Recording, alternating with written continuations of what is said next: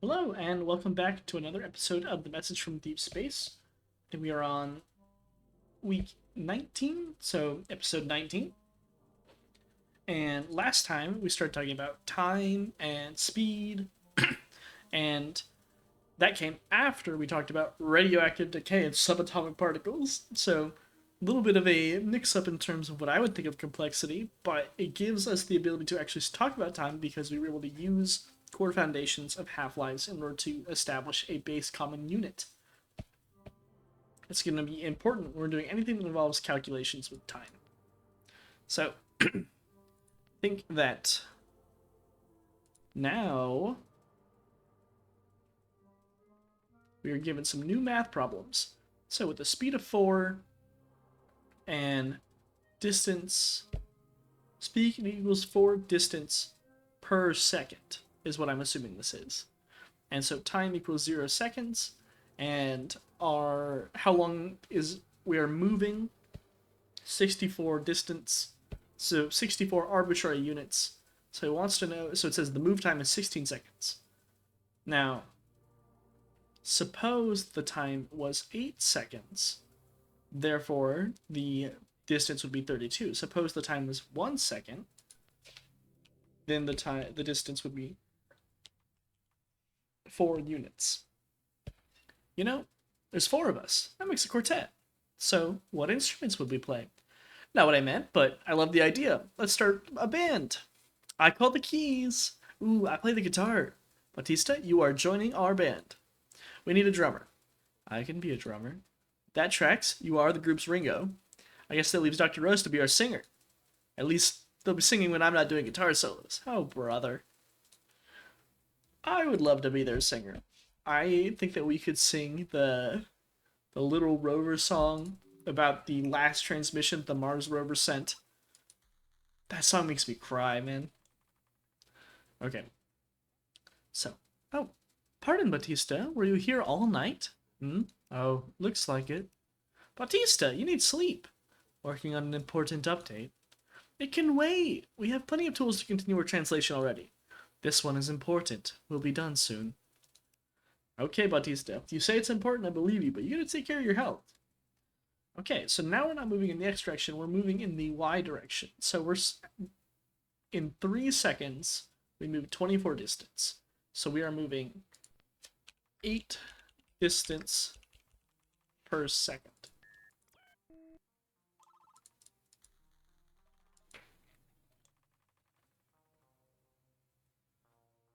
And I think that it would be useful to establish a term that means a ratio. So for us to say distance per second instead of just saying distance second, because that's not a very useful way to divide things up. It's okay for now, but that's a point of ambiguity that I feel like we would want to clarify.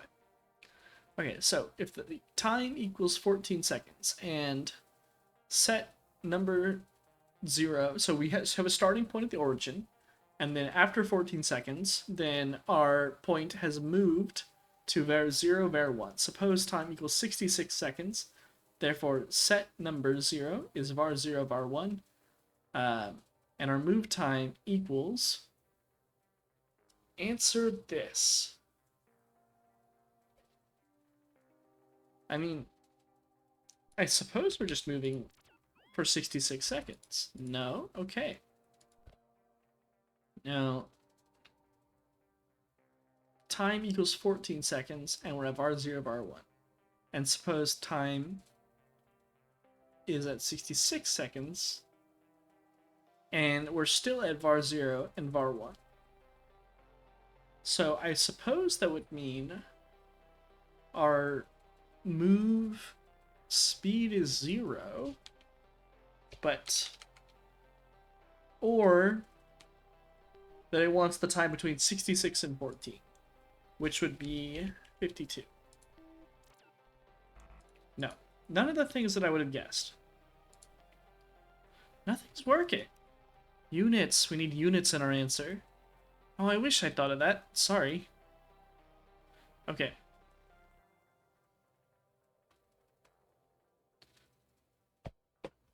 Uh, move time is 52 second. Okay. The confetti is multiple colors. Whoa! Huh?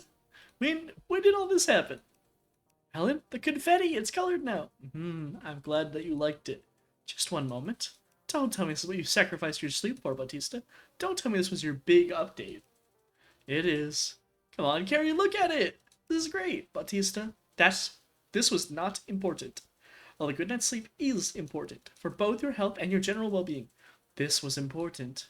I can't wait for the next transmission if it means more colored confetti. Bautista, I understand now.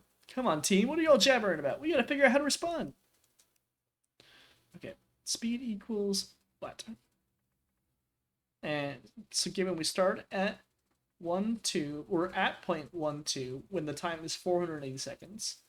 And we move var 0, var 1. Suppose time is 498 seconds. So it's been 18 seconds. And we have moved 9 on the x-axis and 0 on the y-axis. So that means that our speed equals 0.50 distance per second. Does it want us to answer in this format, or do you think it wants us to answer with the... Probably wants us to answer in a slightly different format. So how did we initially define our move speed? Well, okay. When we were defining speed before, we don't apply it as a vector. We just say the magnitude. So time equals 0 seconds. We start at the origin, and then we move 6 on the x and 3 on the y, and negative 6 on the x and negative 3 on the y. So that would bring us back to start, but we might not be doing all this instantaneously. So time equals 2.25 seconds, and move distance equals 18. So that would be 6 plus 6 is 12, plus 3 is 15, plus 3 is 18. Okay. So that is the total magnitude of what we've moved. So we would do 18 divided by 2.25 in order to get our average speed.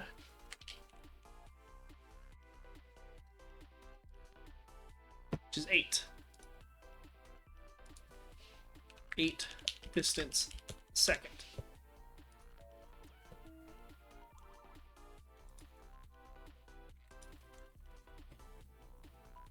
Okay, new transmission. Oh, this gets us closer to our happy dictionary. As we were at negative 66, and we had to jump to negative 69. Nice. So we need to fill out negative 67 and negative 68. So negative 67 equals speed. Now, in our vernacular, speed is often considered to be roughly equivalent with velocity. But here, it could just be a value. So if we say speed 0 is greater than our new signal, that's false. And if our new signal is greater than speed of a given number, is that true? That must also be false. If they are equivalent, then neither can be greater than the other. True. So this equals speed 0 greater than whatever, given that greater than an unknown value. But our unknown value can be greater than a speed of an arbitrary value.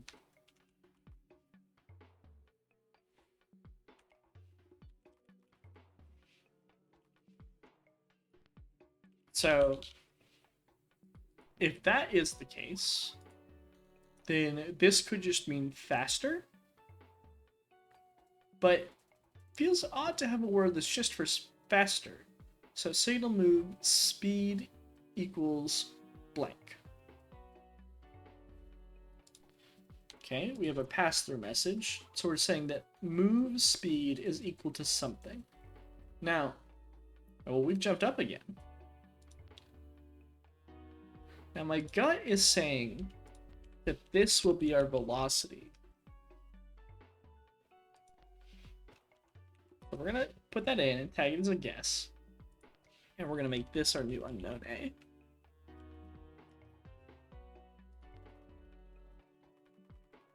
Okay, so we're saying unknown A equals distance, and distance equals speed time multiplied. That is the case. Now, unknown A equals velocity 1 second multiplied. So is this a specific instance of speed? So this could be position.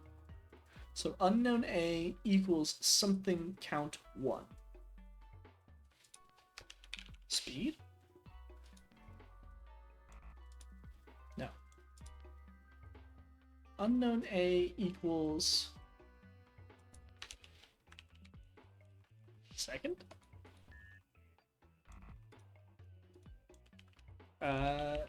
Distance.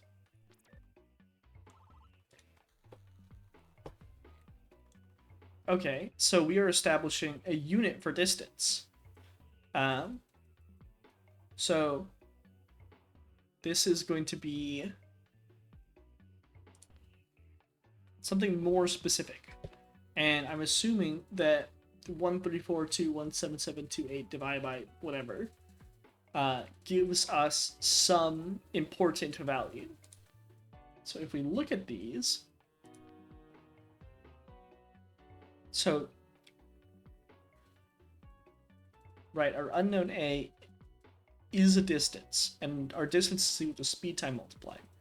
And so our unknown A is equal to a velocity of 1 second, or some base velocity multiplied by 1 second.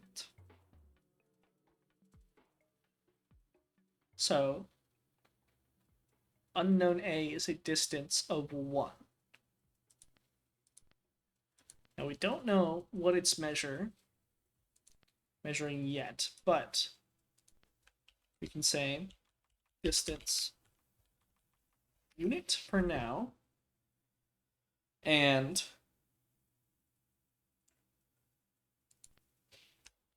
unknown unit. Because this looks like it's another unit. So one distance unit divided by 1,300,000. Hold on. Is that even a million? This is 217,000. 134 million. Okay. So this might be a light year? I can't think of any other unit that you care to divide by 134 million. Does that would get us probably within a reasonable range of a light year if we have a definition for that. So let's take a look at our definitions. Physics, speed of light. So if we take 299 million, we divide this by their second rather than our second. Does that maybe give us something important? Okay,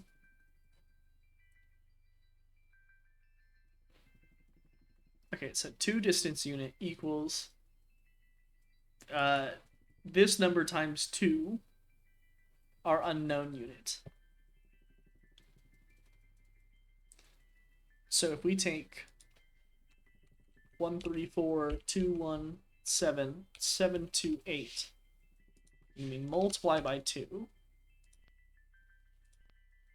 this should be our speed response.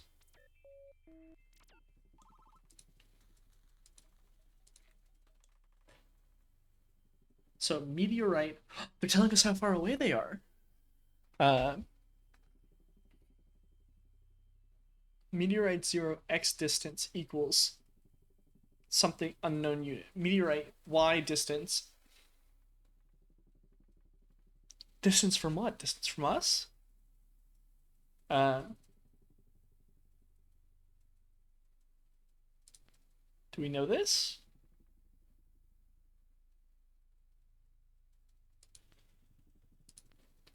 Okay. So what did they just communicated to us? Because they told us that light unit. That's not okay. This would be like a light second. Light year. And this would be like a light second? Maybe a light minute? Okay, let's go back.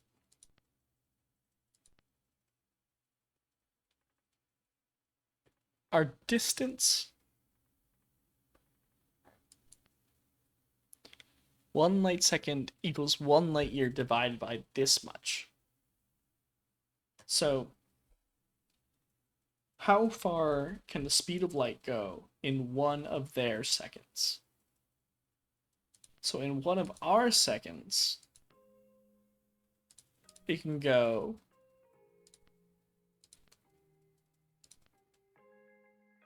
this many meters. So if we put this into a calculator and so if we wanted to say per 2 seconds, we would divide by 2. But this is going to be 0.806614 seconds, I believe. Let's get this exact. Go back to the periodic table and grab the helium-6 41, not 14.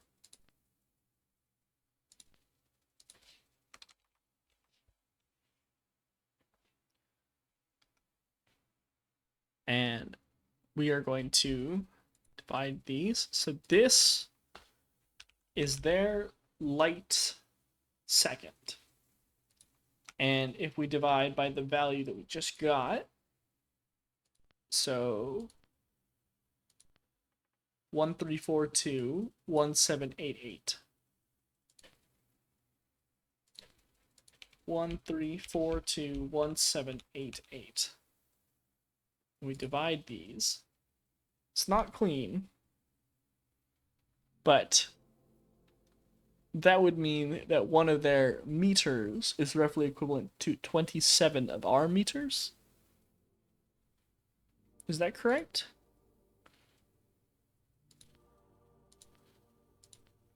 One 17728.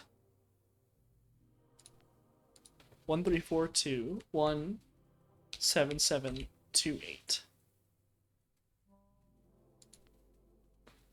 So 1 of their meters is roughly equivalent to 2.76 of our meters.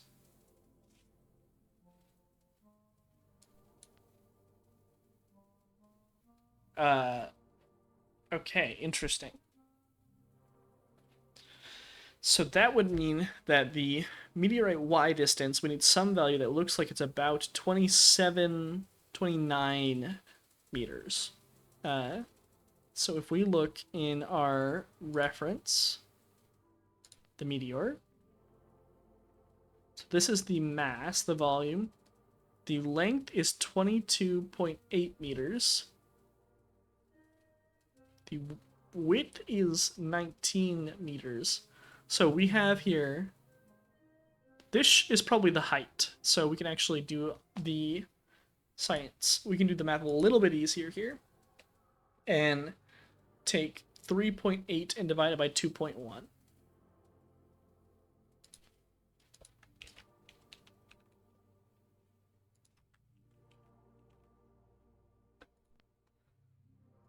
And we can multiply this by, well, first let's multiply by 10.6 and see if that gets us what we expect here. 19.18. Okay, so roughly equivalent to the width. So we want the length now.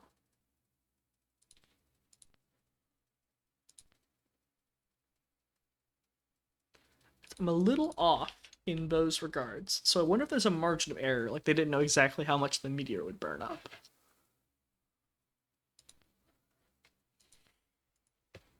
But let's try 41.2. No signal change.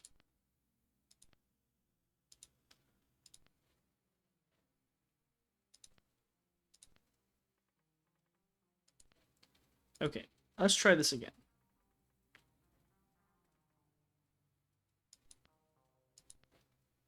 If we say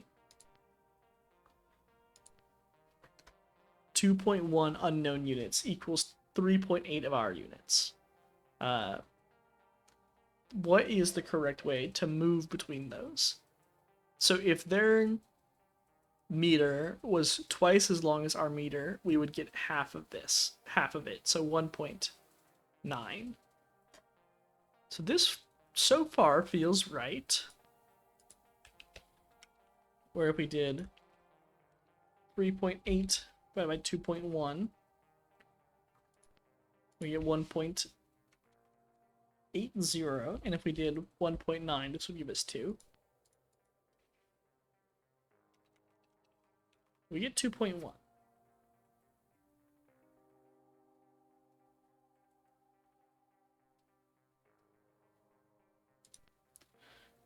Now, I wonder if, because they are accounting for some measure of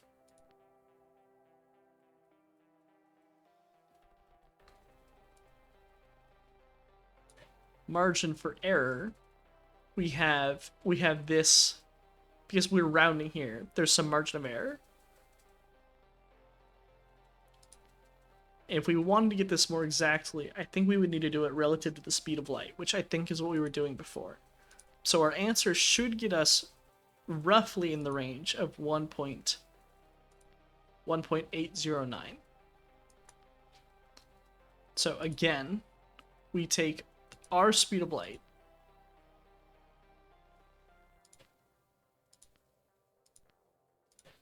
and we are going to divide it.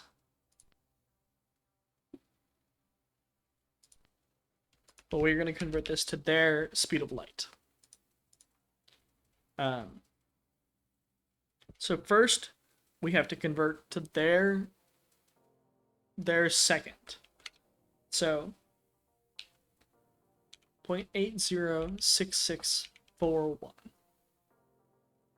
Now, if their second was half as long as ours, then their speed of light would be, the number would be twice as big to refer to the same amount of distance. So we divide here. And we take this value,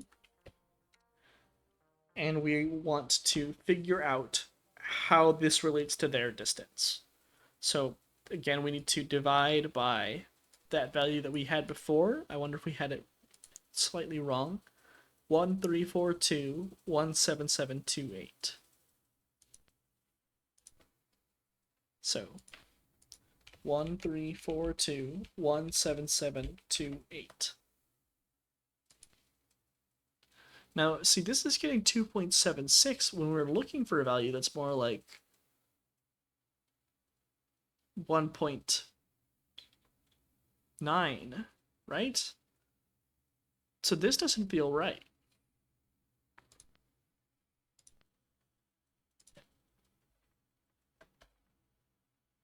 One 17728.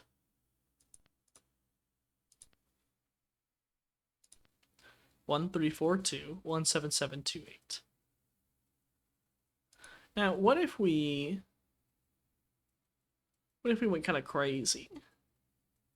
And assume that we are already canceling out the result somewhere through Bautista's filter that we are double accounting for here. It feels very possible. So in that case, we would plug in our value here and divide. No. So that's still wrong. Okay. What are you guys thinking? They're asking us about the meteorite, huh? I've got a report on the meteorite from Dob. It's all in the references tab. Figure it could be of assistance here. Thank you, Ellen. Yep. No, I already looked at that. Now, they consider Z to be RY. So, if you look at the reference in the meteor, then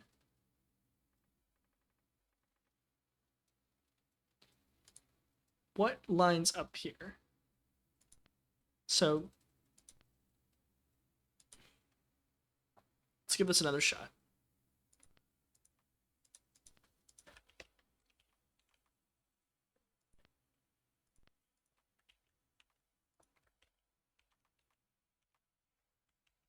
Okay, to make sure this works correctly, we should be able to go back now to 3.8. Yep. So now 10.6 should be roughly equivalent to one of our measurements.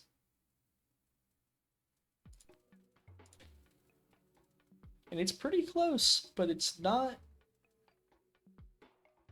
It's missing something.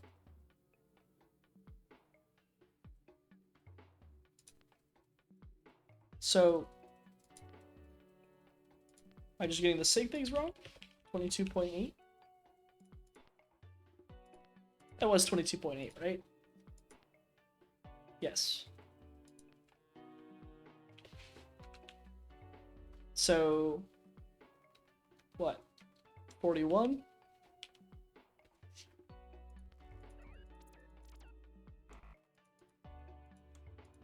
$41.1.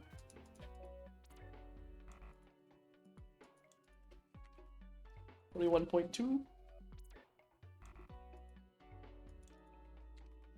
1.3. Okay, I don't think we'd be this off in this direction. So let's try 40.9.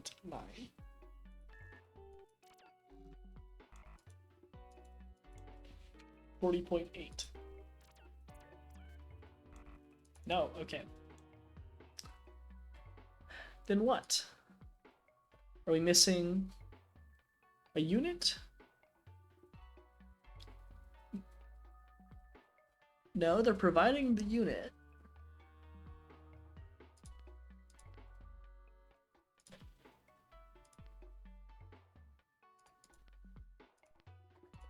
Okay. Help me out here, Akers. Even if we have the meteorite's approximate dimensions, we still need a unit of distance to use for comparison. They're not going to know what our meter is, correct? Correct. It's an arbitrary human unit. Use light second. They're using it here. Right, which means, oh boy, what is it? We have to figure out the conversion rate from meters to light seconds. We have less transmission to use. We start there. Looks like a good job for Dr. Rose.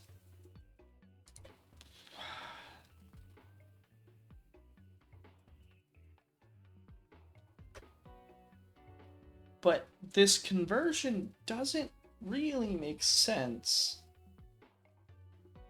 with what we're given. Because what I've calculated for the distance. Okay. Let's do this with fresh eyes.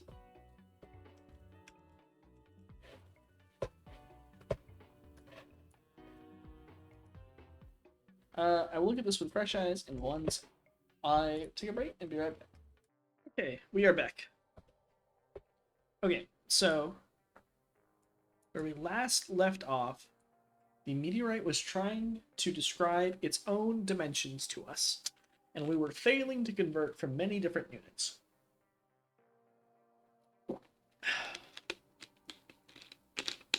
Let's see if we can give ourselves any more luck with that this time.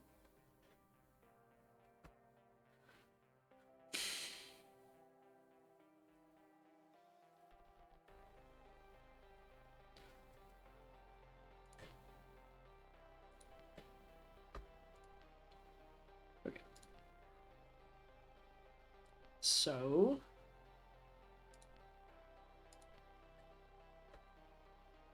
the meteor is 22.8 by 19 by 3.8. Now, what I was doing before is trying to convert from 3.8 to 2.1.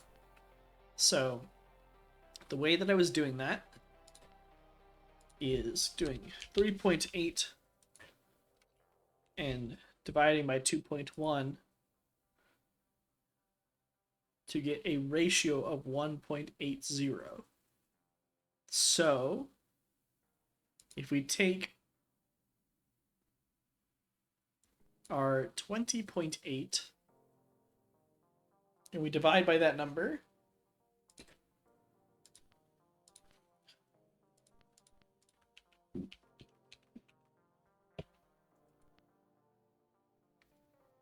then in theory this should give us an appropriate ratio. And, you know, same for if we did 19. That gets us 10.5, which is close, but not quite.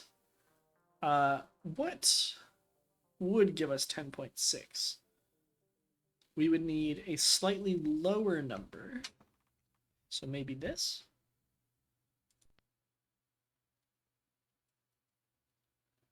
That would round up. So let's assume it's 1.8.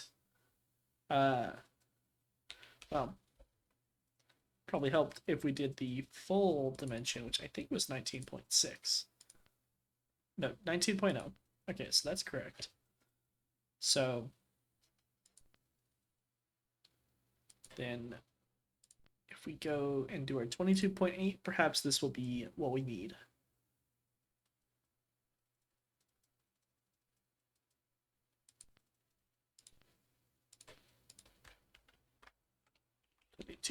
.8 gets us 12.7.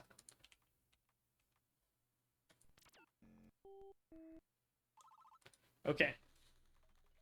So this gives us 1.8 meters as our unit here. So we can define our unknown unit, which we are going to call, let's see,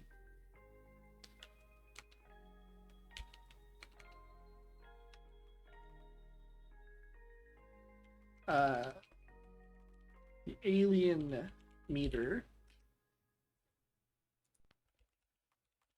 and then we're going to call this the alien light second. And we're going to check that that fits with what we were doing earlier.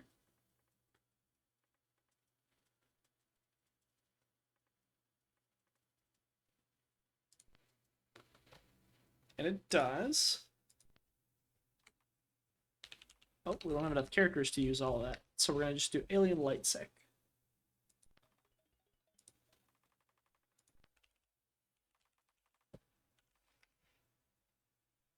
Did we get confirmation on velocity? I think we might have. We'll have to see it again in context.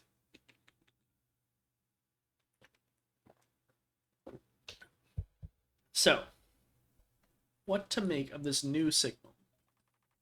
We still haven't gotten our -68 or -69, which I suspect will be something like acceleration and rate of acceleration. Okay. Unknown B. Molecule 0 with 2 hydrogen and 1 oxygen, so dihydrogen monoxide.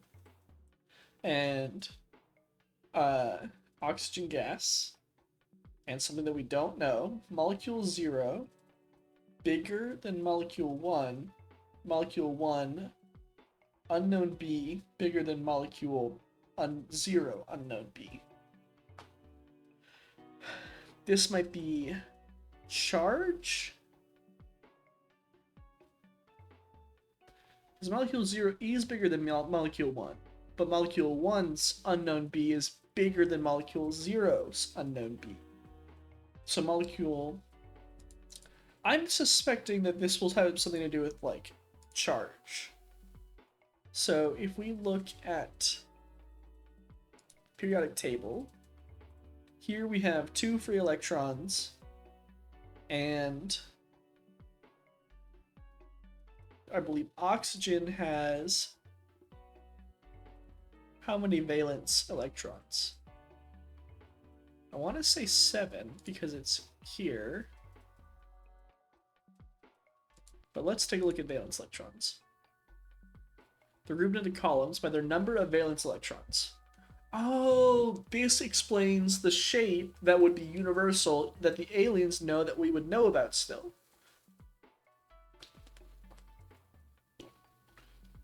So, then we can look at our periodic table and know that we have 1, 2, 3, 4, 5, 6, 7, 8, 9, 10. That doesn't seem right. 3, 4, 5, 6. Really? We have. Okay.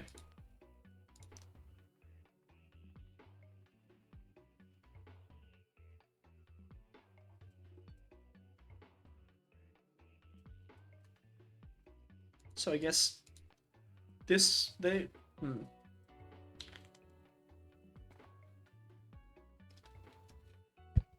So molecule 1's unknown B is probably greater than molecule 2's unknown B. But why? Is it atomic weight? Because the atomic weight of molecule 1 is greater than unknown B.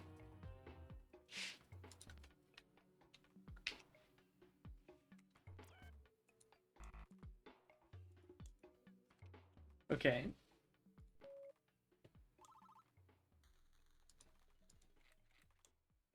So, statement unknown B equals area equals true? No. Okay. Then it's not area. Then it's probably something like mass. Mass! They're measuring matter. Good, good, good. Great, great, great. I agree. Great, great, great. Okay, proton mass equals 1,836 electron mass multiplied. 2 proton mass, 1 electron mass divided round to 4 sig figs. So if we did, so this is the equivalent of doing something like 1836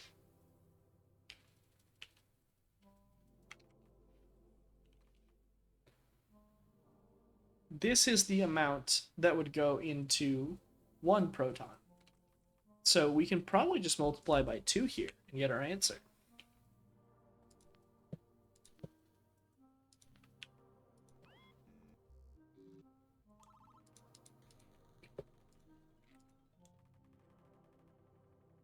Okay, so answer in greater than or less than.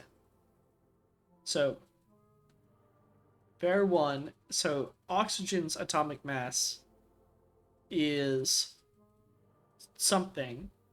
1, okay, so oxygen has a greater atomic mass than 1 hydrogen atom. 1 helium atom has a lower atomic mass than 1 carbon atom. 1 molecule that consists of 2 hydrogen and 1 oxygen has a mass that is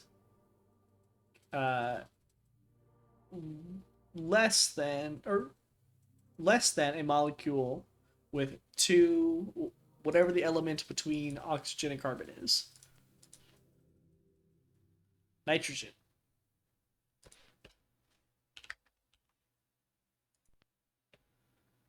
And our isotope that has a mass of 4 is definitely much less than our isotope with a mass of 39. I do not like these transmissions. And why is that? No brute forcing. I think that's the point. You just don't want us to be stranded later if we happen to get by without understanding. Not a fan. I mean, 2 binary signals, it would not actually be that difficult to binary or to brute force something that is 2, 4, 8. There's only 16 options.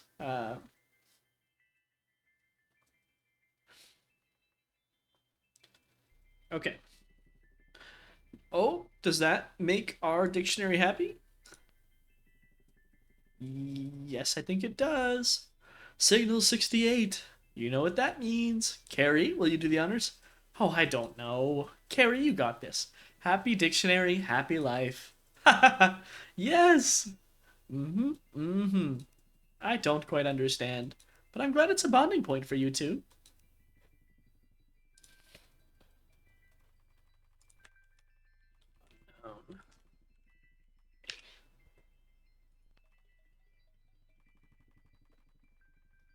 Okay, so unknown A second equals time.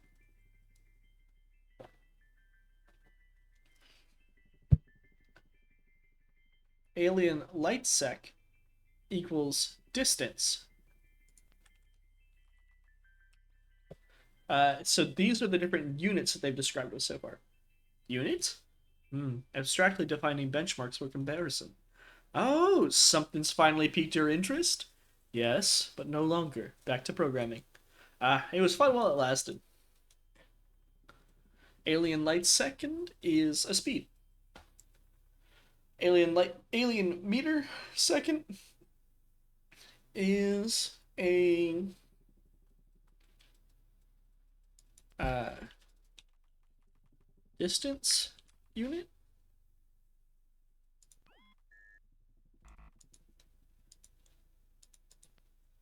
Alien meter second.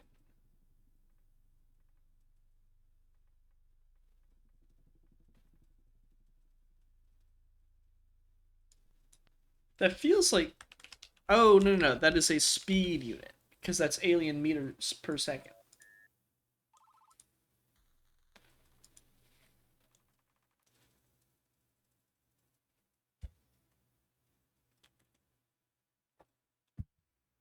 Okay, we've got another signal.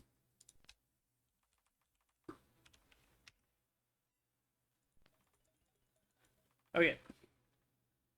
Unknown A equals mass unit. Okay, so now that we have the ability to define a unit, we can just call it something. They can just tell us that it's a mass unit. So, var 0 equals 8 to the power of 29. Good grief. That almost sounds like a mole. If we... Do we have anything here that lists what a mole is?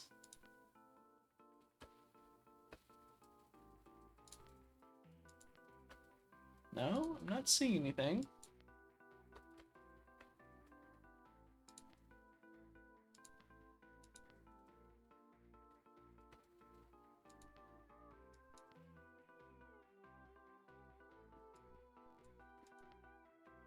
Yeah, I would have assumed that these come in. That's fine. So, var 0 isotope is 26. Atom 26, 46 mass multiplied. Okay. So we can call this something like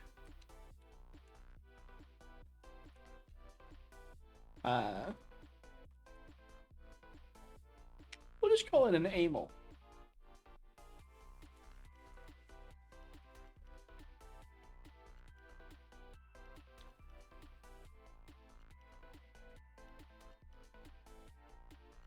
Okay, But for now, we can just do it past them.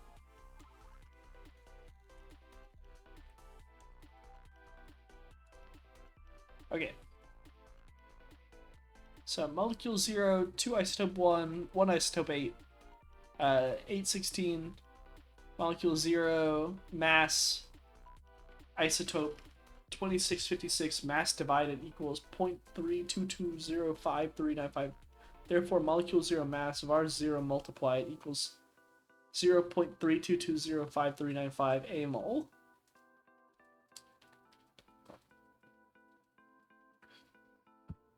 Okay. So we are defining our molecule 0. Then we are defining our molecule 0 mass and dividing it by our isotope's mass. So to replicate what they are doing, we want to get the atomic weight of isotope 2, isotope 1, 1, and isotope 816. So, if I am remembering correctly, these should be pretty much equivalent to their numbers given there. So, if we look at hydrogen, this is an atomic mass of 1.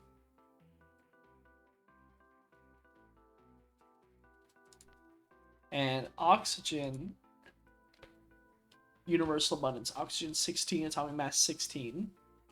So they're saying that we hop into the calculator and we are going to be doing 18 and 56, and we are going to divide them. 0.32. That's not quite what they have. It is close. But let's see if perhaps the atomic mass is a little bit off. So element 26, iron, has an atomic weight of 56.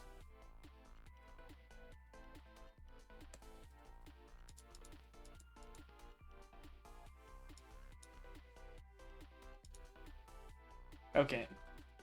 I am willing to chalk this up to a slight difference here.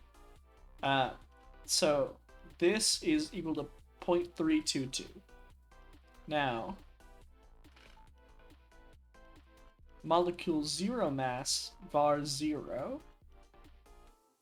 multiplied equals 0.322 a mole. So we've defined var 0 as this 8 to the power of 29. So they're defining their mole as the ratio of atomic mass to iron times 8 to the power of 29, which is, I guess, as useful a measurement as any. So var 1 equals 2 a moles. var 1 molecule 0 mass multiplied. So these two are being multiplied, round to 3 sig figs, which would be 0.644.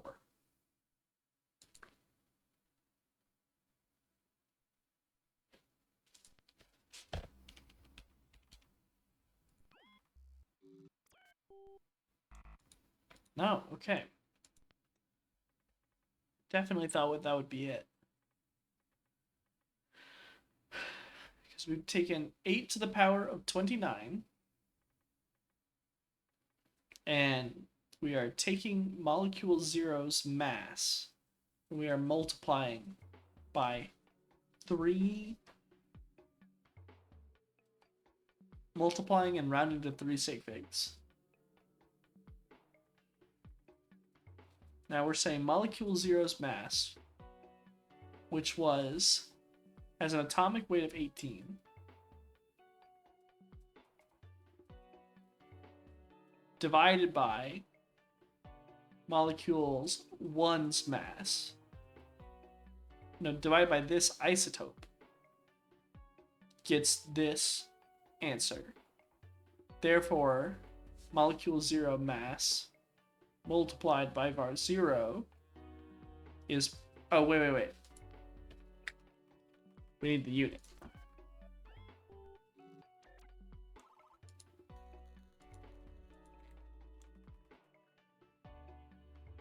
Except we don't measure atomic mass in amoles, or in moles. What do we measure it?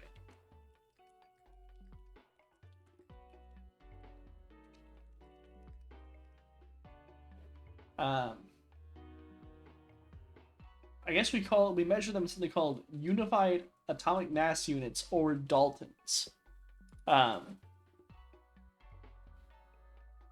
Sure, we can call it a Dalton. Except I guess we'll call it an alien Dalton. We'll call it an Alton. The alien Dalton.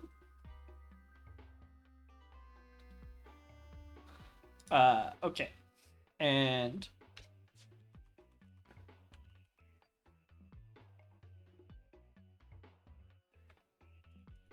we have our negative 76, which is 8 to the power 27, which is our alien Dalton. Or 8 to the power of 27 times 1.483175654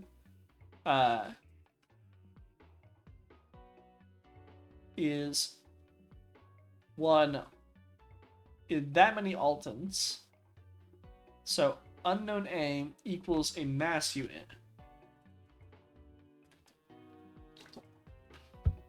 So this is probably roughly equivalent to their kilogram.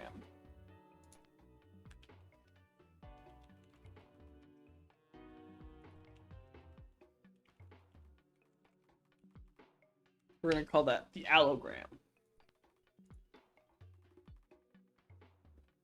So an allogram is obviously bigger than an Alton.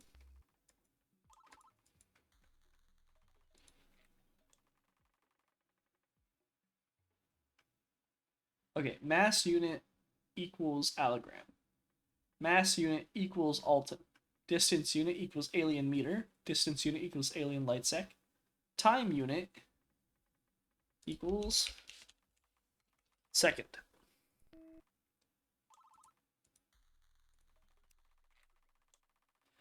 Whew, that was a big one. We got a bunch of units, and we are ready to use them.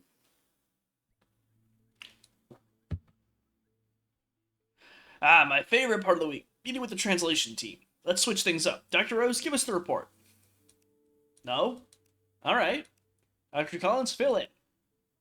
We've defined a range of units, and with this we can communicate measurable information. Measurable information? They've communicated a system of measurements for us. Sounds promising. What kind of units have we covered? The alien light sec for distance, the second for time, Alton for mass, nothing for energy, temperature, electricity. Go on. Funny enough, the aliens defined two redundant units as well. The much smaller alien meter for distance and the much larger allogram for mass. Redundancy is unusual. These aliens define new terms sparingly. Over 60 hardly feels sparingly. Redundancy is odd. Any ideas why? I am 1700 millimeters tall. You feeling alright, Dr. Bautista? Collins, what's his deal? Unsure, sir. Describing my height in millimeters is horrible. Which is why we use meters or feet. Yep. What's his deal? Dr. Doppler, I still don't... Oh, I understand. They're redundant units. Different units for different scales. Now I follow, though...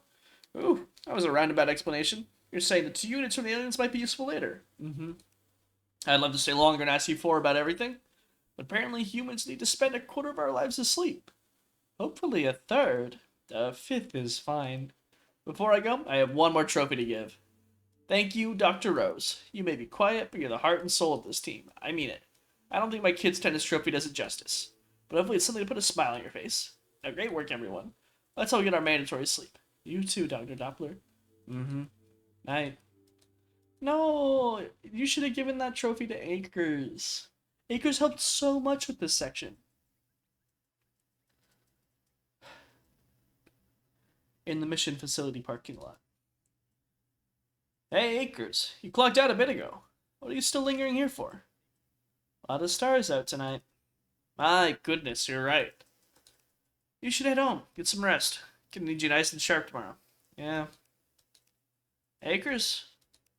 Doppler? Why'd you want me on the translation team? Because you're a good astronomer. What's more to say? There's plenty of good astronomers. You could have your pick of the litter. There's big names: Sagan, Hawking, Thorne, Drake, Bracknoid. Goodness, I personally know a dozen colleagues smarter than myself, but you set your sights on a 34-year-old man with a jumpy career. A career that straddled radio astronomy and the Apollo missions. And you said, yep, that's the man I need to decipher an alien message. So tell me, Dop, why am I even here? Because you're a good astronomer, Akers. Come on, take me seriously. It's alright, but I'm nothing next to the giants. And I'll admit I sit down every day next to Dr. Collins, Dr. Bautista, Dr. Rose, and I see it clear as day. I'm no titan of my field like those three. You're a good astronomer. Quit saying that. Take me seriously. You know what I'm asking, Dom? There's two kinds of good, Akers. There's good in ability and good in character. See, Bautista's a good guy, but he's better with computers than he is a person. Hey, now that's not fair. He's a good man. I know he's a good man. I wouldn't have picked him otherwise. But I think the whole world's thankfully turned out to be a moral person. His life could have been a few bad days away from being a supervillain. But instead we have the quiet, obsessive, sometimes sassy computer genius that he is. So what? I'm no genius, but I've got a good heart? I'm no genius either, Akers. What? I've made a long career for myself by being where I'm needed, and by working as hard as I possibly can for others. When I put this team together, your resume landed on my desk. And I made up my mind right then and there. I read your file and I saw someone who did what it takes.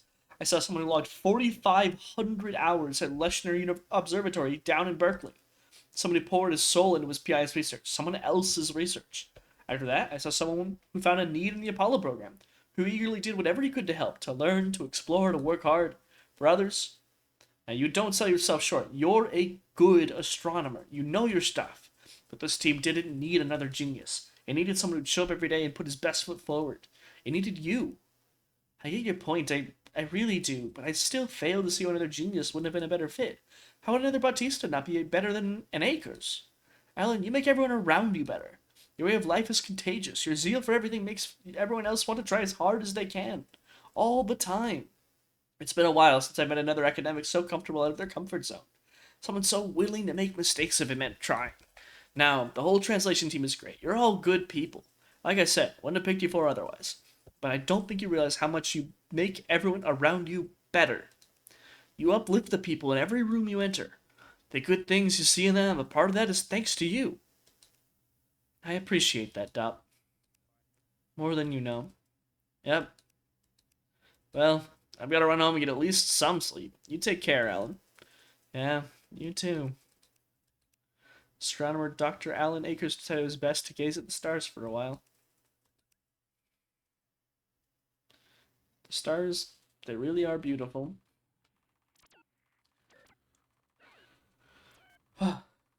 Another really big week. And it's fun to come up with some original words. Because we can't really be calling things our human equivalent. Alan's status, thank you.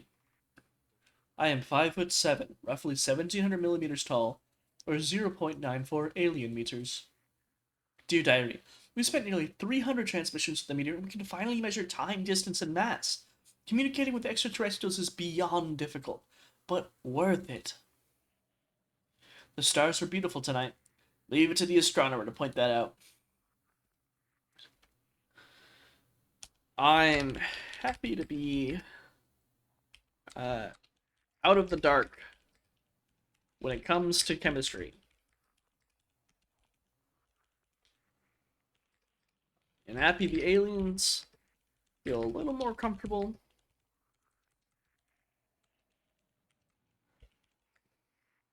spelling out words.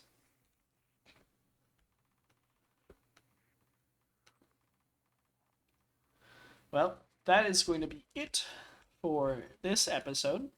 And so I will see you in the next one. Don't forget to like and subscribe if you've enjoyed. See you later.